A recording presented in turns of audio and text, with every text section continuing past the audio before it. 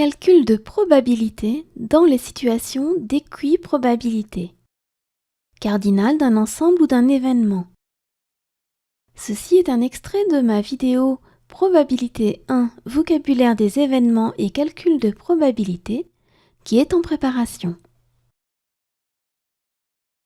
Petit 3 du paragraphe grand 2, équiprobabilité.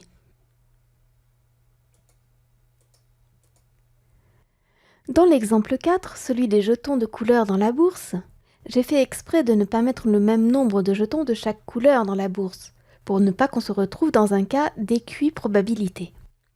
En effet, si j'avais mis un jeton de chaque couleur dans ma bourse, ou encore le même nombre de jetons de chacune des 4 couleurs, eh bien, en tirant un jeton de ma bourse, j'aurais eu la même probabilité d'obtenir un jeton bleu, un jeton vert, un jeton jaune ou un jeton rouge.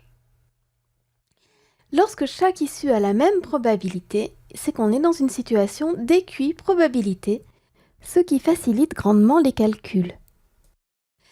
Si donc je mets un jeton de chacune des 4 couleurs dans ma bourse et si j'en tire un au hasard, j'ai une chance sur 4 d'obtenir un jeton bleu, une chance sur 4 d'obtenir un jeton vert, une chance sur 4 d'obtenir un jeton jaune et une chance sur 4 d'obtenir un jeton rouge.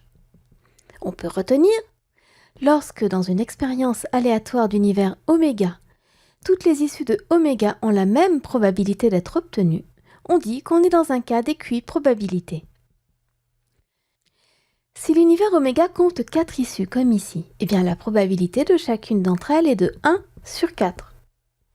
On peut vérifier que la somme des probabilités de toutes les issues est bien égale à 1 quart, plus 1 quart, plus 1 quart, plus 1 quart, ça vaut 4 fois 1 quart, et 4 fois 1 quart, ça vaut bien 1.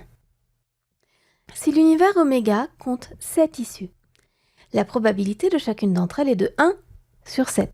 Et si l'univers oméga compte k issues, eh bien la probabilité de chacune d'entre elles sera 1 sur k. Ainsi, dans une situation d'équiprobabilité, il sera facile de calculer la probabilité d'un événement. Il suffit de compter le nombre de ces issues et de le diviser par le nombre total d'issues contenu dans oméga. Reprenons notre exemple 1, celui du dé à 6 faces. Si notre dé n'est pas pipé, c'est qu'on est dans un cas d'équiprobabilité et que chaque face a la même chance que les autres d'être la face du dessus. Donc que chacune des issues 1, 2, 3, 4, 5 ou 6 a la même probabilité. Comme il y a 6 issues, la probabilité de chacune sera 1/6.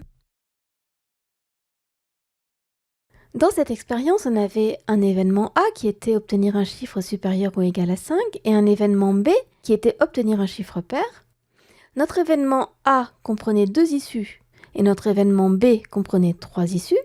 La probabilité de A était donc de 2 sur 6, le nombre d'issues de A sur le nombre d'issues possibles, qui fait 1/3 en simplifiant la fraction. Et la probabilité de B était nombre d'issues de B sur nombre total d'issues, 3 sur 6, puisque B comprenait 3 issues sur les 6 possibles.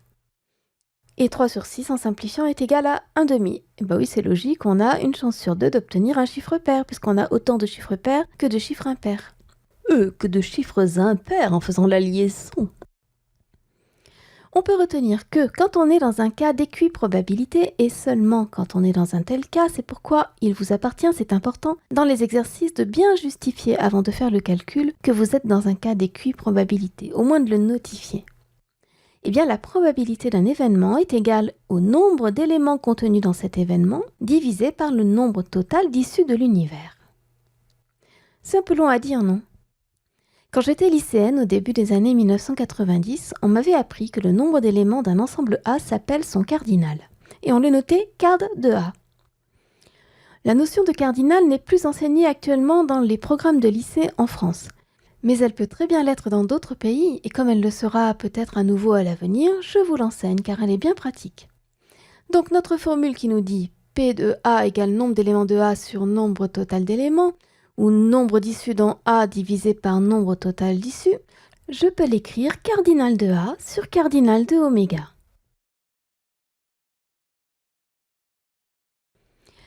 À vous de calculer les probabilités des événements R, T et C dans notre exemple 2, celui où l'on tire au hasard une carte d'un jeu de 32 cartes. Et on admet que chaque carte a la même chance que les autres d'être tirée, ce qui fait qu'on est dans un cas d'équiprobabilité.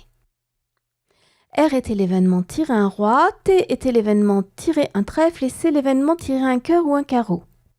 Mettez la vidéo en pause, calculez la probabilité de chacun de ces trois événements et simplifiez la fraction obtenue. Voici le corrigé de ce petit exercice. La probabilité de R est égale au cardinal de R divisé par le cardinal de oméga. Dans R, il y a 4 issues, puisqu'il y a 4 rois dans le jeu. Dans oméga, il y a 32 issues, puisqu'on est dans un jeu de 32 cartes. P de R est donc égal à 4 sur 32, soit, en simplifiant par 4, 1/8. La probabilité de T est égale au cardinal de T sur le cardinal de oméga. Dans T, il y a 8 issues, puisqu'on a 8 cartes trèfle. La probabilité de T est donc égale à 8 sur 32, soit 1/4 en simplifiant par 8, ce qui est logique, puisqu'un quart des cartes sont des trèfles. La probabilité de C est égale au cardinal de C divisé par le cardinal de oméga. Vous allez me dire, oh, on va pas se casser les pieds à calculer avec les cardinaux. Bah oui, vous savez bien que dans un jeu de cartes où il n'y a pas de joker, la moitié des cartes sont rouges, des cœurs ou des carreaux. Donc d'accord, la probabilité de C est égale à 1/2. Bon, est-ce que c'était bien égal à au cardinal de C divisé par le cardinal de oméga? Bien, il y a combien de cartes dans C? Il y a combien d'issues? Il y en a 16. Divisé par 32 le nombre de cartes dans le jeu, 16 sur 32, ça vaut bien 1/2 en simplifiant par 16, on est d'accord. Que faut-il retenir de ce paragraphe? Eh bien que lorsque toutes les issues de oméga ont la même probabilité, on dit qu'on est dans une situation d'équiprobabilité. Que si le nombre total d'issues de oméga est k, petit k, eh bien chaque issue aura la probabilité 1 sur k. Ou si vous préférez, si le nombre d'issues de oméga est n, chaque issue a pour probabilité 1 sur n. Peu importe la lettre que vous choisissez pour désigner le nombre d'éléments dans oméga. Et même en règle générale, chaque issue a pour probabilité 1 divisé par cardinal de oméga. Quand on est dans une situation d'équiprobabilité, la probabilité d'un événement A est égale au cardinal de A divisé par le cardinal de oméga. Sachant que cardinal de A, eh bien c'est le nombre d'éléments dans A, tout simplement. Le cardinal d'un ensemble, c'est le nombre d'éléments que contient cet ensemble. C'est tout pour ce paragraphe.